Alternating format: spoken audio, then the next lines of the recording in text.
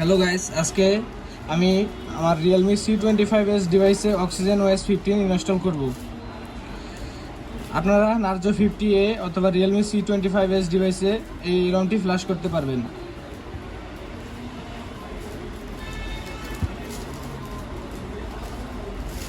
এর জন্য প্রথমে পেন ড্রাইভে অথবা ইন্টারনাল স্টোরেজে আপনার রমটি কপি করে রেখে দেবেন। এরপরে রিকভারিতে রিবুট দিবেন।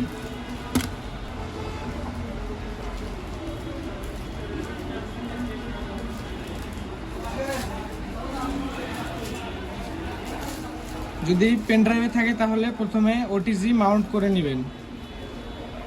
এরপরে ইনস্টলে ক্লিক করবেন। তারপরে ইন্টারনাল স্টোরেজ থাকলে ইন্টারনাল স্টোরেজে সিলেক্ট করবেন অথবা OTGতে থাকলে OTGতে সিলেক্ট করবেন।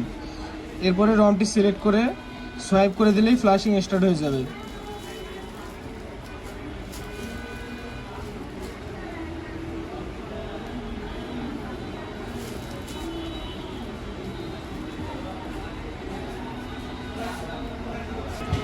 আপনারা কেউ মেমোরি কার্ডে ফাইল কপি করে তারপরে ইনস্টল করতে যাবেন না। মেমোরি কার্ডে কপি করলে ফাইলটি করাপ্ট হয়ে যায়। আপনারা ইন্টারনাল স্টোরেজে রাখবেন অথবা কোনো পেন ড্রাইভে রাখবেন। ফ্ল্যাশিং কমপ্লিট হওয়ার পরে আপনাদেরকে দেখাচ্ছি। একটু সময় লাগবে, ধৈর্য ধরে বসেন।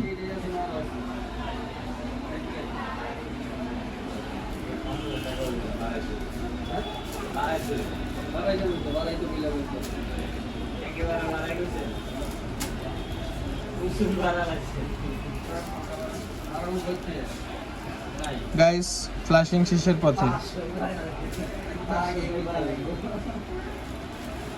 Guys, flashing complete. এখন ওয়াইপ ক্যাশে করে ফরম্যাট ডাটা করতে হবে। তারপরে রিবুট সিস্টেম। ওয়াইপে গিয়ে ফরম্যাট ডেটা, তারপরে ইএস টাইপ করে টিক চিহ্নতে ক্লিক দিলে আমাদের ফরম্যাট ডাটা কমপ্লিট হয়ে যাবে।